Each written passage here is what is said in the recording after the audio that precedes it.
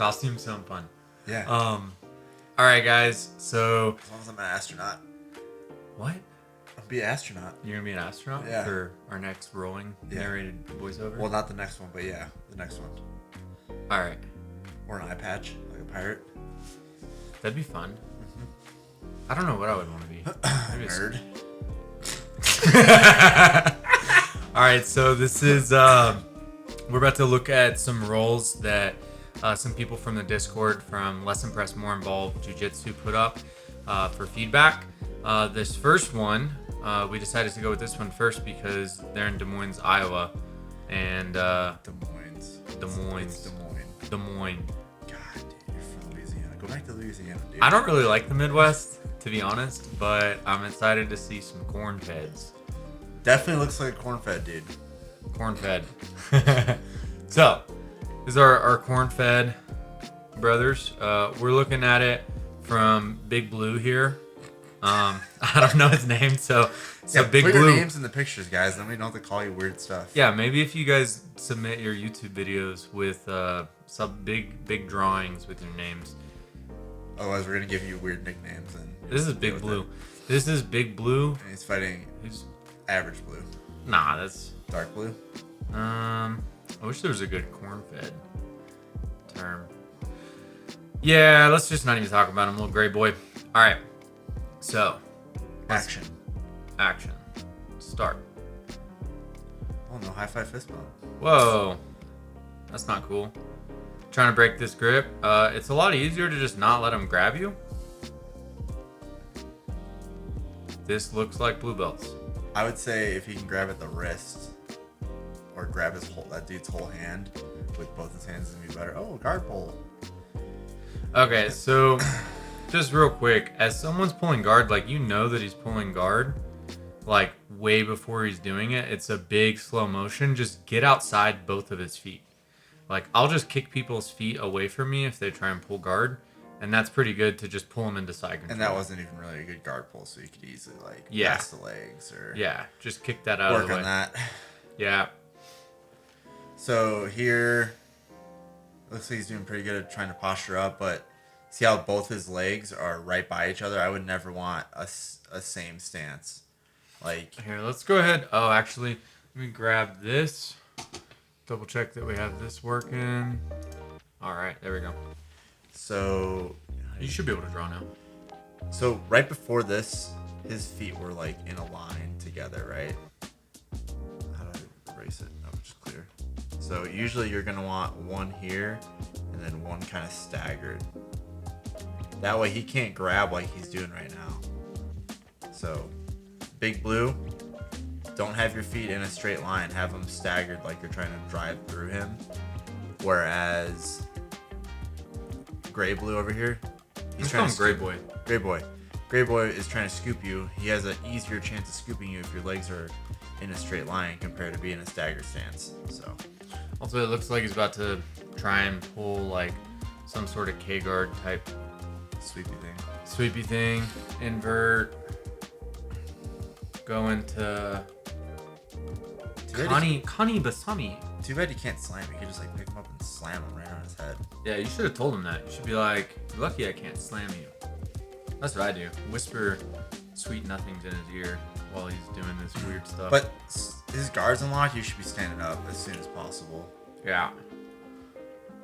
Your grips are okay. I don't like that you're like honestly, you're not gonna get his grip off of your if you reach up right here. Like if you reach up to try and deal with this grip with both hands, he's gonna just break your posture.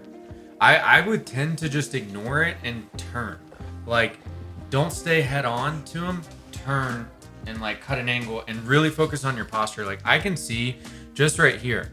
Like you see how your back is like rounded? That's not good. If you're in closed guard, you want it to be like here. Straight back. Yeah. Straight back. Same here. So right now he's really compromising your posture. Yeah, and you don't want to try and stand up with your hips getting higher if he's breaking your posture in any significant way. Gray Boy's doing a great job of getting his knee wedged in the armpit. That's pretty useful, especially if he has a grip on the collar. I will say though, he's definitely getting his grips burnt out right now. Oh, this is a bad decision.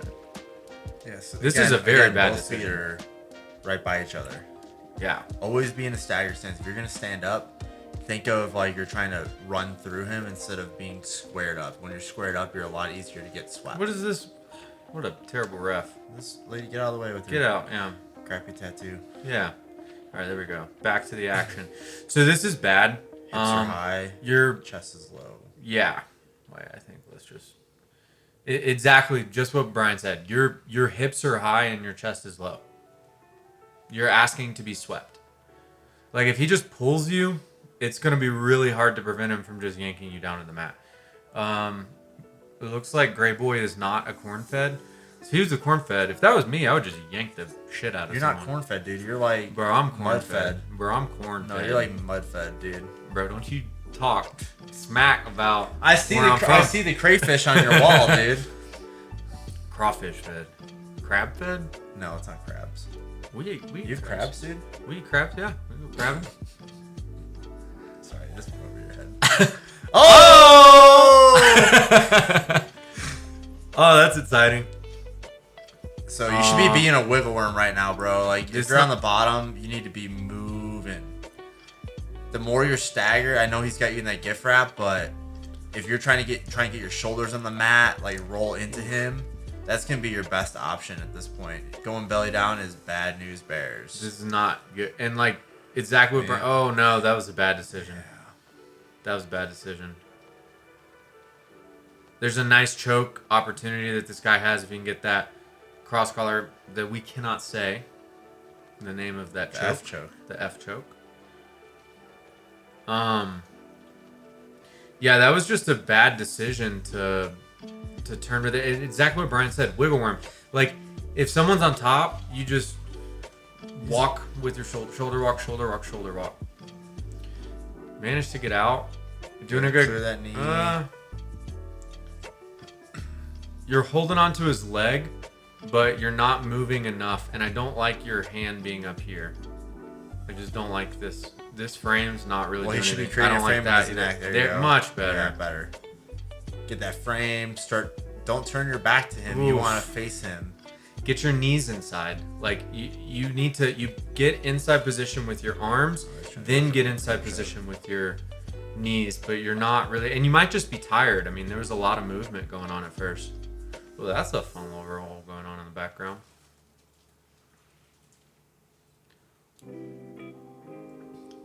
And that's just that those big movements that I'm seeing, you're making a big movement and you're not following it up with a bunch of smaller movements. And that's Or a bunch of small movements into the big movement. yes. That's That like helps a lot.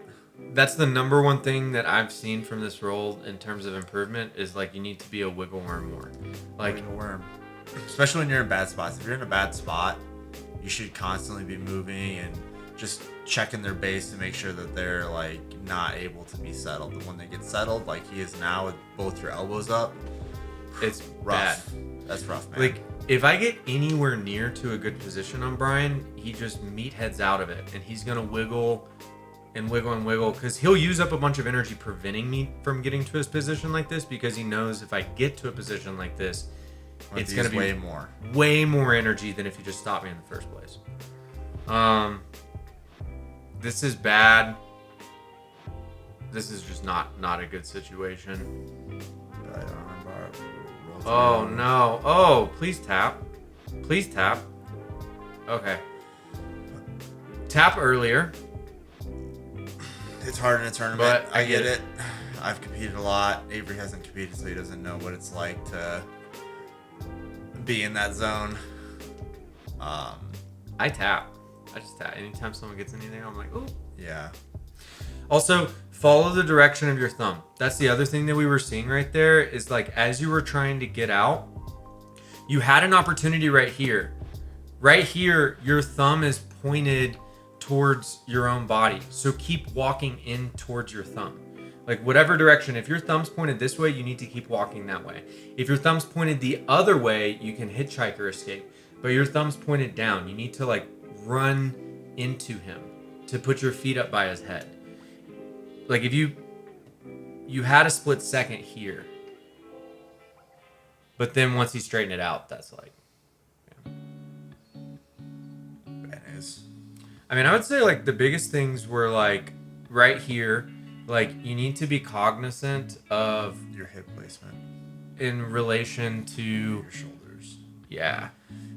I would say like your hips and your head, you need to like, Either they need to be a straight horizontal line, or they need to be, your head needs to be higher than your hips.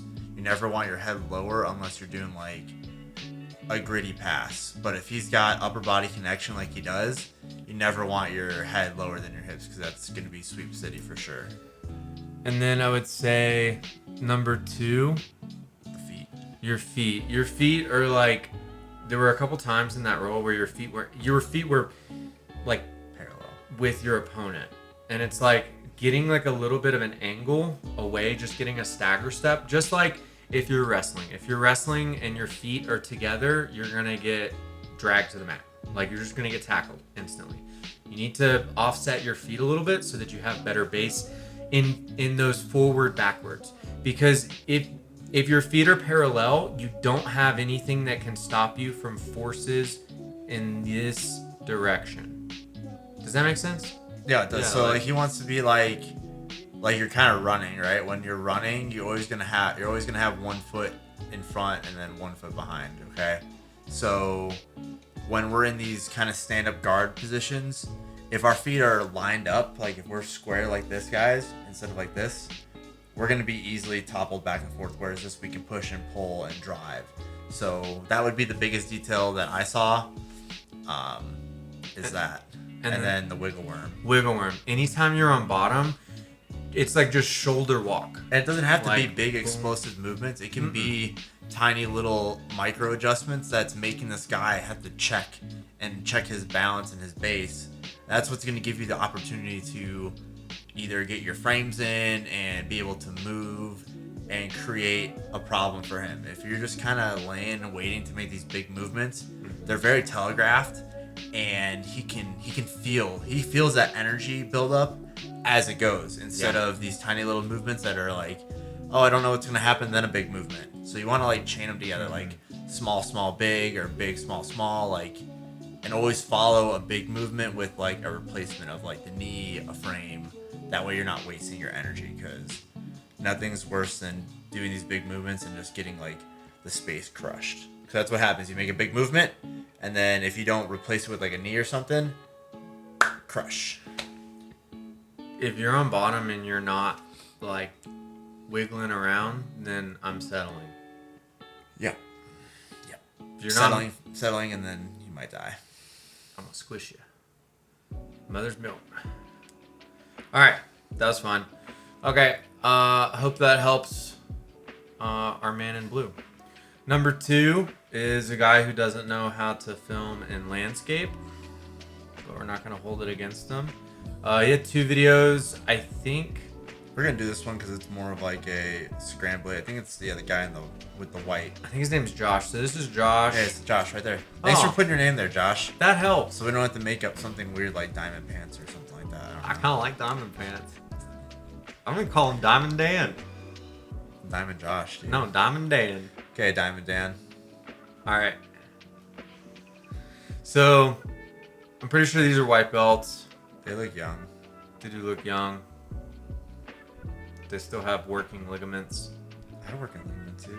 Nah, not anymore. You turned 30. Dude, That shit's all out the window. That's going to the wayside, man. No, bro. We're good. Oh, got the red band. All right, so we got Grappling Industries. We have some students competing in a Grappling Industries comp next Saturday. All right, look at that. Shake hands. Much nicer than the Cornfed. I don't like the Butt full scooter. guard. Little butt scooter. Yeah. Oh, so right there, your head just leaned a little bit too far forward, and you opened yourself up for a front headlock attack. Just trying to go for some like leg entanglement things. This is again, front headlock opportunity. Very scrambly. And There's a front headlock. there's a front headlock. Because you're leaving your neck open because you're leaning too far leaning forward. without a upper body. Yeah. I don't know why your opponent let that go. Very scrambly. Dang, how much Adderall did you guys have before? Dude, they're like, oh man, they're like two hopped up raccoons stuffed inside of a trash bag. This is wild to watch. So Diamond Dan's on top with that shoulder pressure. Give him the shoulder. Really be on your toes. Diamond Dan, I don't like you turning your hips out like this. Yeah, turn him Like, into him. yeah, I don't like. I generally Kasich is not always bad. Oh, he lost your balance. Okay, good. Attack the front headlock. Very scrambly. That's fun. So your hips need to be getting higher. So as soon as that scramble happened, his hips got higher. So as soon as like this happens, see how your hips are still low? Your hips are low. Right here, your hips, you're not trying to get your hips higher. Other guy, is getting his hips higher. See how his hips are higher? He's gonna win that. Oh.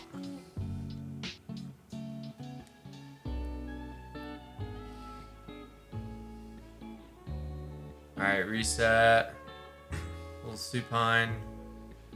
This isn't all bad, but I don't like that. Right into that front guillotine. You're leaving your head out. Yeah, don't be leading with your head.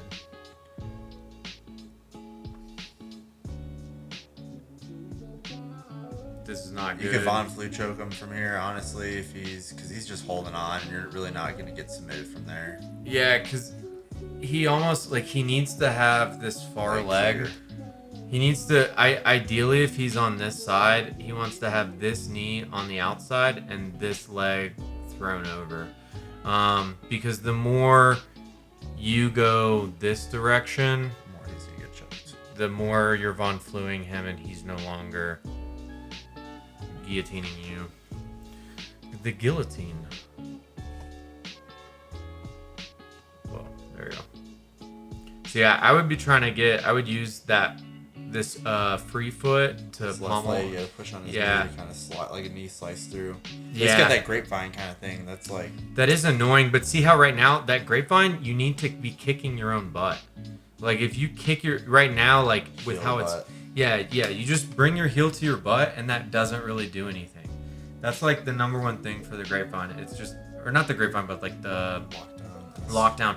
And this is also, he's doing the lockdown kind of on the wrong side. So he's pulling your foot away from your hips to the outside, which is dangerous on the knees.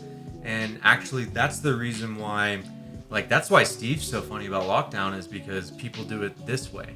Where if you lock down this direction, you pull the foot out. Because his ex-wife got her leg blown up. Yeah, this is dangerous. Like this is legitimately dangerous if you do lock down this direction. Yeah, very, very patellar tendon. Because bloody. What happens is if he pulls this out, you have to, like no if and or buts about it, your hip better come over here. Your hip, like you do not fight that. If someone pulls your foot and it puts all this pressure on your knee, don't fight against it. Go with the flow. Just like, yeah. When you're young, you might think you can fight through, but you're gonna pay for it later on. So this is like, I'm iffy about teaching our students lockdowns. I don't even show like, them lockdown because it's not it's not that good. It's a stall. It's a stall. Yes. Whereas we want them to be progressing or having like definite locks.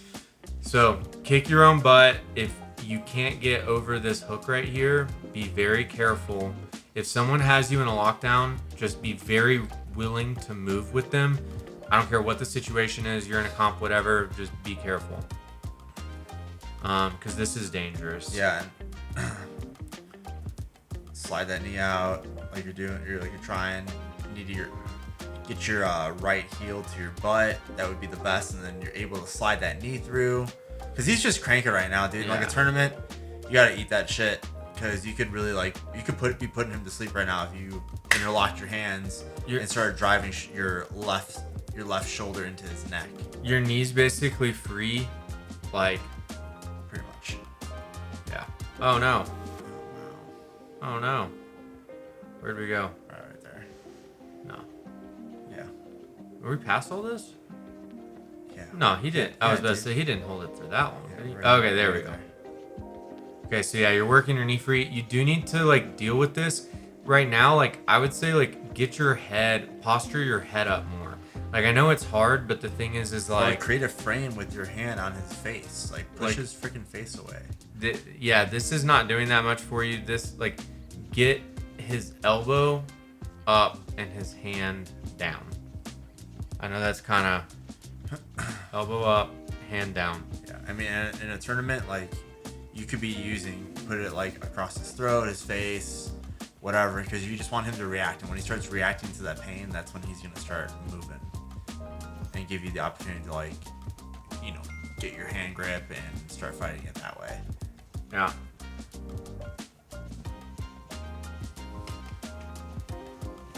There he goes. Von Flu. Yeah. Yeah. Oh shoot. Wow, Avery. I know. With your Rickyisms over there. Dude, I thought that my phone was on vibrate. You would want to vibrate. Or my mom's gonna watch this. Alright, we're out. Don't look at the clock. Oh. Your coach should be telling you Yeah. how much time you got left. This is You should mother's milk him.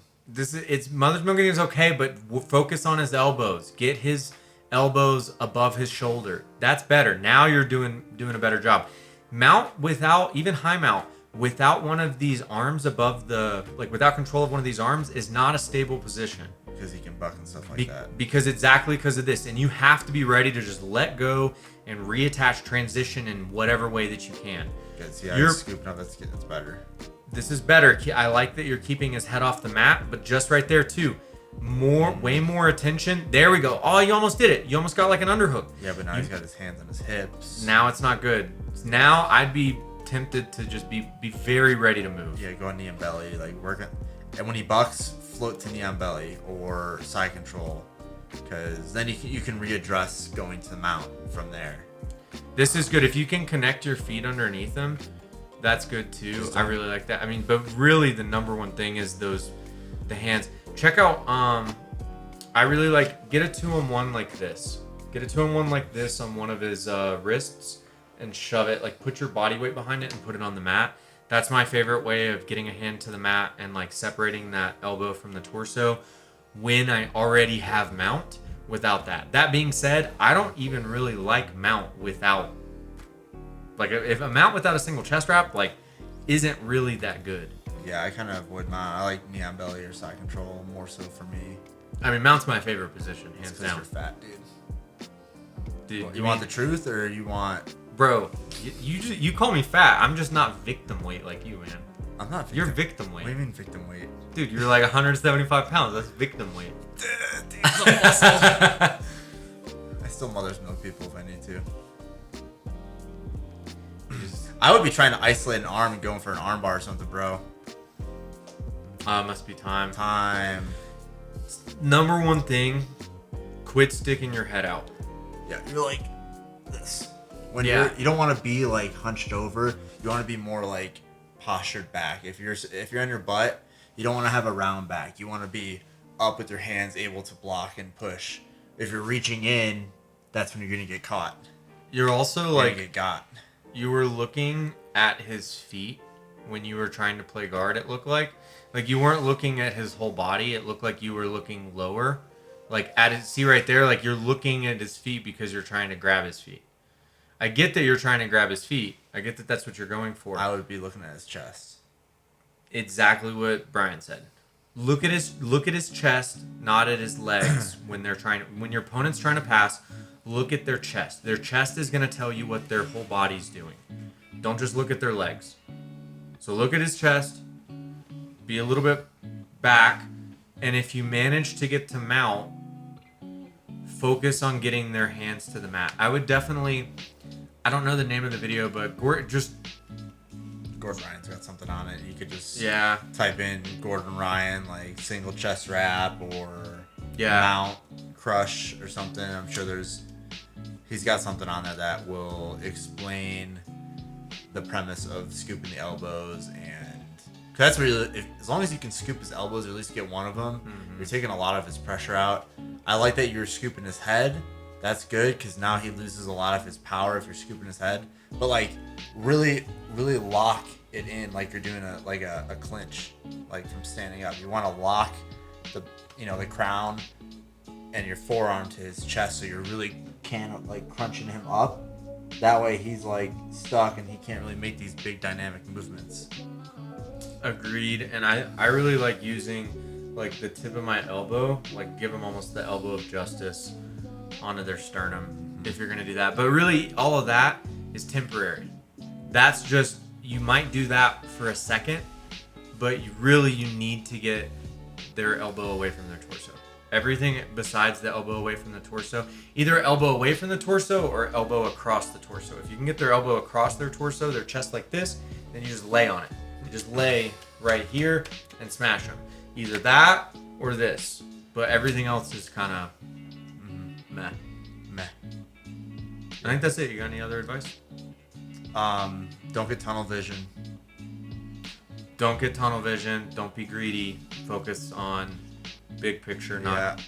It looks like it might have been like one of your first couple tournaments too. So there's a lot of jitters and stuff. Just remember when you're walking out on the mat, like right before you get on there, take a really deep breath and and then go for it. But don't get tunnel vision. That was my biggest problem when I was like competing a lot, especially at lower belts. I would get so pin focused on one little thing and I would lose all the other opportunities that were there. So take a deep breath before you get on there and then don't get tunnel vision. All right. Hope that helps. Diamond Dan, good job. We're very proud of you. Bye.